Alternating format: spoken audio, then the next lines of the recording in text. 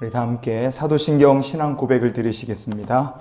전능하사 천지를 만드신 하나님 아버지를 내가 믿사오며 그 외아들 우리 주 예수 그리스도를 믿사오니 이는 성령으로 잉태하사 동정녀 마리아에게 나시고 본디오 빌라도에게 고난을 받으사 십자가에 못 박혀 죽으시고 장사한 지 사흘 만에 죽은 자 가운데서 다시 살아나시며 하늘에 오르사 전능하신 하나님 우편에 앉아 계시다가 저리로서 산 자와 죽은 자를 심판하러 오시리라.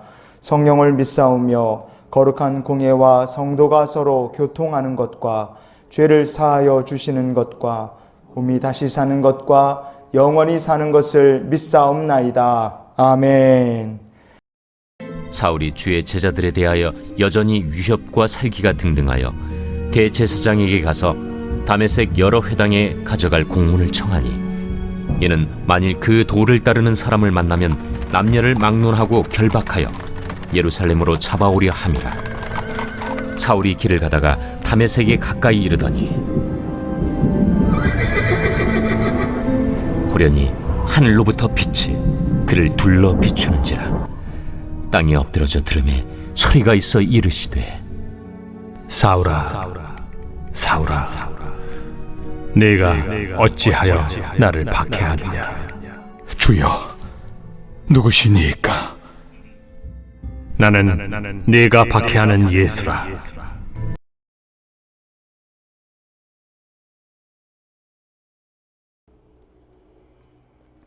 할렐루야. 오늘 인터넷으로 예배를 드리시는 여러분들을 주님의 이름으로 축복합니다. 오늘 사도와 우리 예수님을 만난 그의 회심 사건을 통해서 우리에게 들려주시는 하나님의 은혜를 함께 나누는 우리 모두가 되기를 원합니다. 지난 목요일 CBS 방송에서는 전라도 광주의 한 아파트에서 15가정이 거의 동시다발적으로 이혼을 하게 되었다 하는 뉴스를 전했습니다. 왜 갑자기 15가정이나 되는 많은 사람들이 이혼을 하게 되었는가? 그 원인은 그 뒤에 신천지가 있었습니다. 신천지 이단에 빠진 아내가 갑자기 돌변을 해서 신천지를 믿지 말라고 말리는 가족들을 만류하고 가출을 하기도 하고 마지막에 끝내는 이혼을 선택해서 가정이 깨지는 일들이 나타난 겁니다. 자신의 아내가 신천지에 빠져서 결국 2019년 5월 달에 이혼을 하게 되었다. 이렇게 말한 송모 씨라는 분이 인터뷰를 했어요. 그분의 내용을 들어보니까 참 기가 막힙니다. 회사 출장을 갔다가 예정보다 조금 일찍 집에 돌아왔다 그래요.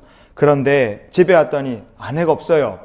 그래서 전화를 했습니다. 그랬더니 전화를 받은 부인이 뭐라고 하느냐? 지금 집에서 청소하고 있다. 이렇게 거짓말을 하더래요. 뭔가 이상하다. 나중에 알고 보니까 아내가 신천지에 빠져 있었습니다. 신천지를 나오라, 탈퇴하라 요구를 했더니 아내의 태도가 돌변하더랍니다. 나중에는 친정 어머니가 와서 얘기를 해도 너가 신천지 계속 다니면 내가 차라리 죽겠다. 이렇게 어머니가 얘기해도 어머니의 말도 듣지 않더랍니다. 부부싸움이 계속됐는데요. 결국에 가서는 이 부인이 남편을 막 꼬집고 때리고 막 그렇게 하더랍니다. 계속해서 부인이 꼬집고 때리니까 하지 말라 그러면서 남편이 부인을 이렇게 툭 밀었대요. 그랬더니 갑자기 이 부인이 돌변을 해서 휴대전화를 꺼내더니 경찰에다가 가정폭력을 당했다고 신고전화를 하더랍니다. 신천지에서 가르쳐준 매뉴얼 그대로 따라한 겁니다. 남편을 가정폭력범으로 만들어서 가출을 하려고 이제 그렇게 한 거예요. 그러나 이 모든 부부싸움 과정을 큰딸이 다 지켜보고 있었어요. 이 큰딸이 그래서 출동한 경찰들에게 어머니가 나쁜 짓 거짓말을 했다고 다 진술을 해줘서 이 송모 씨는 이 가정폭력범이라는 누명을 벗을 수가 있었습니다. 하지만 안타깝게도 그는 신천지에 빠진 아내를 결국 설득하지 못했고 작년에 이혼을 해서 가정이 완전히 파탄이 나고 말았다고 합니다. 성도 여러분, 인생에서 누구를 찾느냐, 우리가 누구를 만나느냐, 이것에 따라서 개인의 운명이 달라집니다. 가정의 미래도 달라져요. 나라의 장래도 달라지는 것을 우리가 기억해야 됩니다. 이만희 같은 사기꾼 만나면 그 인생의 파탄에 빠질 수밖에 없어요. 그러나 우리가 우리 영혼의 구주가 되시는 예수 그리스도를 만나면 우리의 영혼이 복될 줄 믿으시기 바랍니다. 예수님을 만나면 복이 임합니다. 참된 축복이 임하는 거예요. 오늘 본문 말씀은 사도 바울의 회심 사건입니다. 예수님을 만나기 전에 사도 바울의 모습이 어떠했는가? 사도행전 9장 1절은 이렇게 말합니다. 사울이 주의 제자들에 대하여 여전히 위협과 살기가 등등하여 대제사장에게 가서 아멘. 바울은 위협과 살기가 등등했다 그랬어요. 사도 바울이란 사람이 얼마나 똑똑하고 얼마나 지적인 인물입니까? 그러나 그러한 바울이었지만 예수님을 만나기 전에 바울의 모습은 이게 건강하지가 않아요. 제정신이 아닙니다. 그는요, 스데반 사도가 돌에 맞아 순교하는 자리에 같이 있었어요. 나중에 사도가 된 바울은요, 예루살렘에 복음을 전하러 갔다가 거기서 붙들립니다.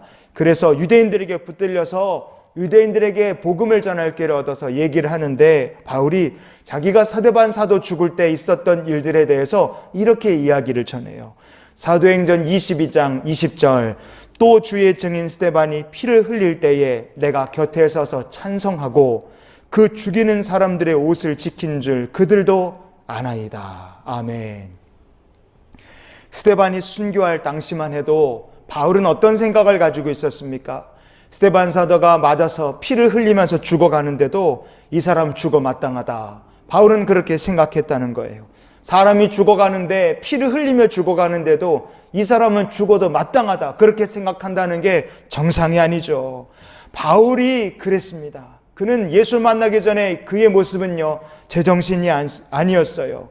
여러분, 그런데 바울만 그런 게 아닙니다. 이 세상에는요, 멀쩡해 보이고 똑똑해 보이는데 이단에 빠져서 제정신 아닌 사람들이 수두룩해요.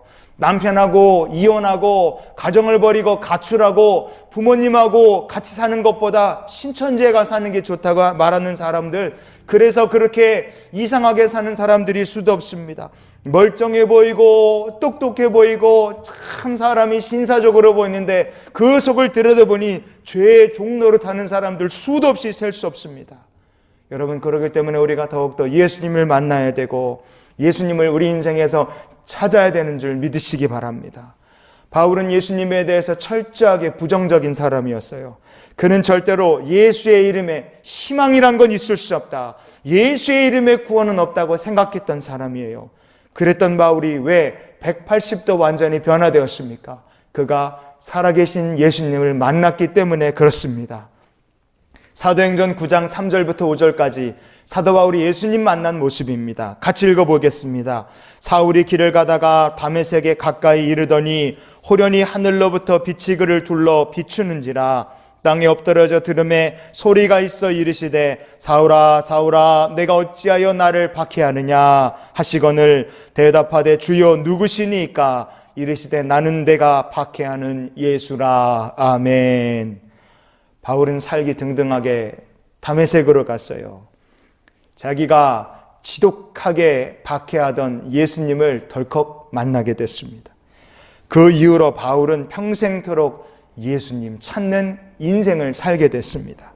그는 어떻게 해서든지 사람들이 예수님을 만날 수 있도록 복음을 전하는 증인으로, 전도자로 그는 살았어요. 바울의 인생의 마지막 서신에 해당하는 디모데 후서에 사도 바울은 디모데에게 이렇게 고백을 합니다. 디모데후서 4장 18절, 주께서 나를 모든 악한 일에서 건져내시고 또 그의 천국에 들어가시도록 구원하시리니 그에게 영광이 세세 무궁토록 있을지어다. 아멘. 사도 바울은 감옥에 갇혀서 죽음을 기다리고 있습니다. 노년의 나이가 많은 사도가 되었어요. 그러나 그는 조금도 낙심하지 않습니다. 천국을 바라보고 있어요. 또 예수 그리스도께 변함없이 영광을 돌려드리고 있습니다. 예수 믿는 사람을 붙잡겠다, 예수 믿는 사람은 죽어도 괜찮다, 이렇게 살기등등하고 이상했던 바울은 온데간데 없습니다. 그는 왜 이렇게 변화되었습니까? 그가 살아계신 예수님을 참으로 만났기 때문에 그렇습니다. 성도 여러분, 예수님을 만나면 인생이 변화됩니다. 여러분 인생의 변화, 예수님을 만나는 것에서부터 시작되는 것을 믿으시기를 바랍니다. 예나 지금이나 예수님 만난 사람은 인생이 바뀝니다. 러시아의 대문호인 도스토예프스키, 그는 아버지 미하일 안드레예비치와 어머니 마리아 표도로프 사이에서 태어났어요. 그의 아버지는 모스크바에서 일하던 의사였습니다. 하지만 도스토예프스키의 어머니는 그가 16살 되던 해에 결핵으로 세상을 떠났어요. 어머니가 결핵으로 세상을 떠난 다음에 도스토예프스키의 아버지는 아들을 군사학교에 보내버립니다. 하지만 예민하고 감수성이 많았던 도스토예프스키는 군사학교 생활에 제대로 적응을 하지 못하고 요즘 말로 하면 왕따를 당했고 공부에는 낙제였습니다.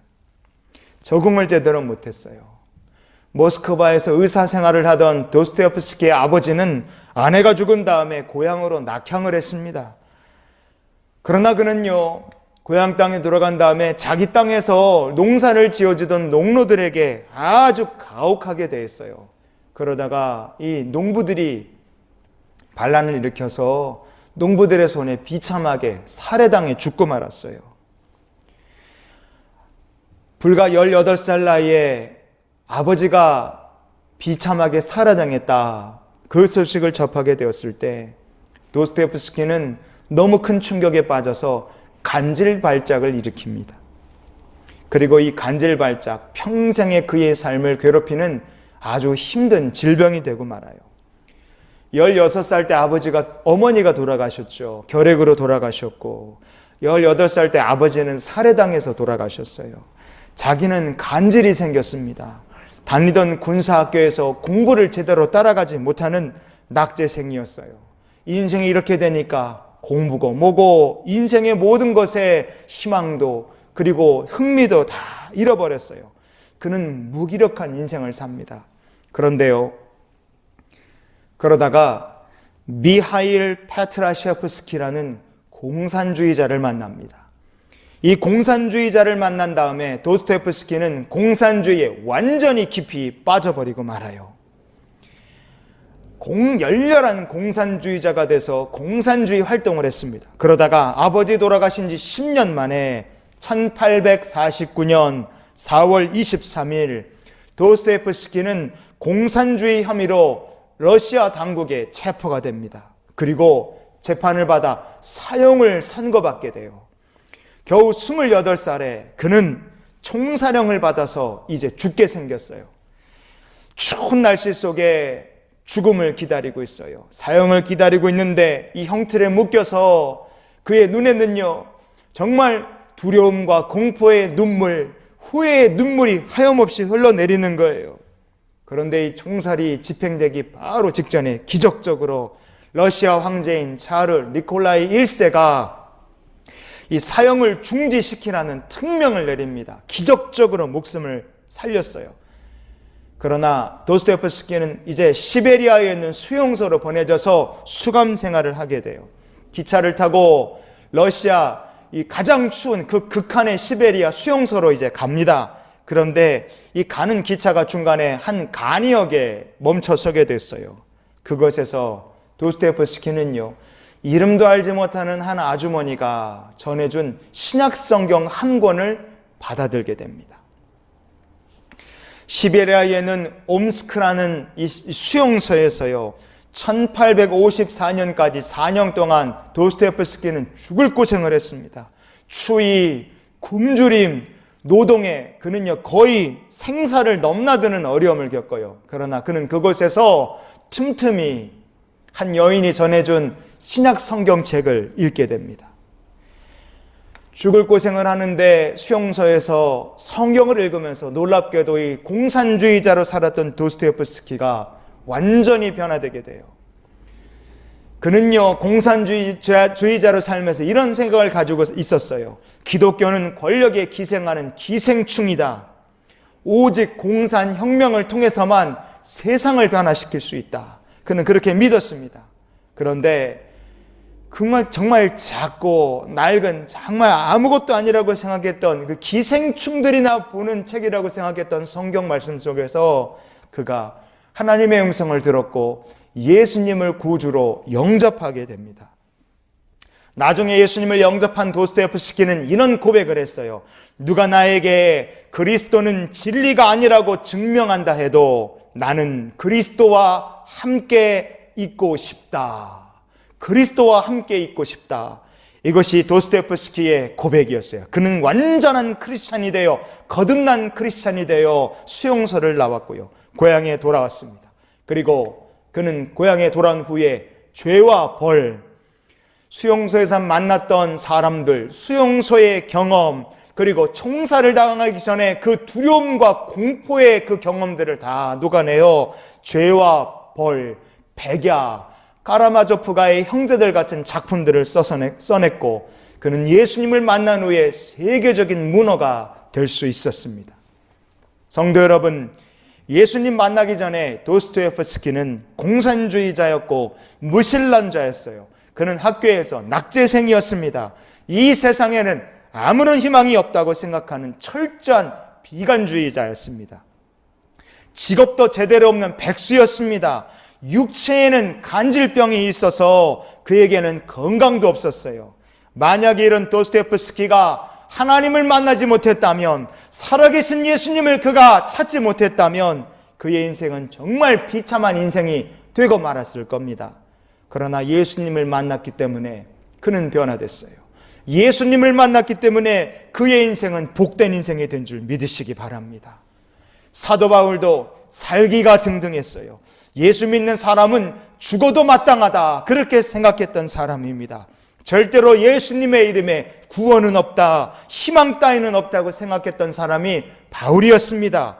그랬던 바울이 예수님을 만나면서 그의 인생이 변화됐어요. 로마서 11장 13절 말씀에 내가 이방인인 너희에게 말하노라. 내가 이방인의 사도인 만큼 내 직분을 영광스럽게 여기노니. 아멘.